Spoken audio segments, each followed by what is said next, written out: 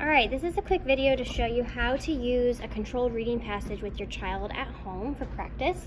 So you will want to know what student reader your child is in, and then within the reader, the very front page breaks down the sub-steps.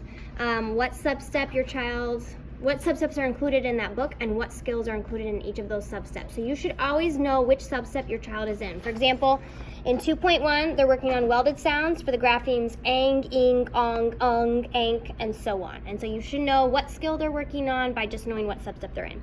Let's say your child is in 2.1.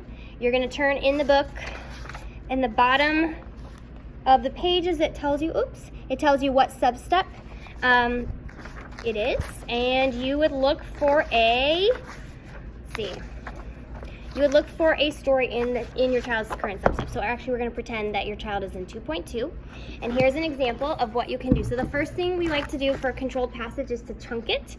So you can see the student put 1, 2, 3, and 4, and oftentimes we'll draw little colored brackets showing your child how to chunk like a long text into little pieces, that it's less visually overwhelming for them and a little bit easier for them to focus on just that one chunk.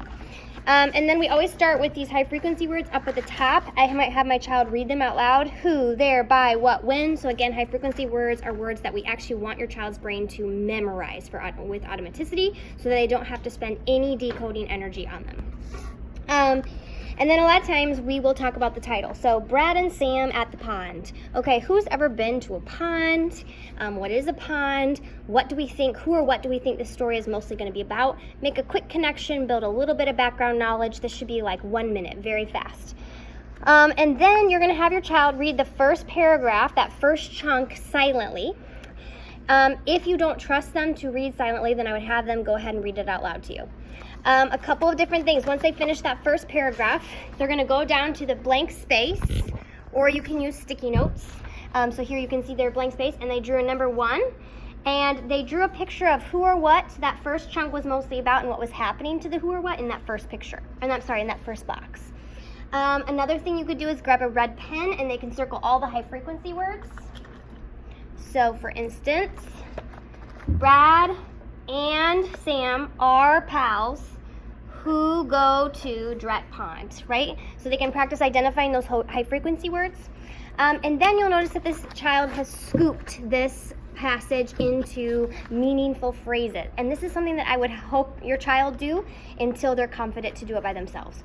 So you do that paragraph by paragraph, and then once they've kind of chunked the whole paragraph and have 4 pictures or 5 or 6, however many paragraphs there are here of what's happening, then they can go back and read it again. Maybe the next day they go back and read it again in that repeated read.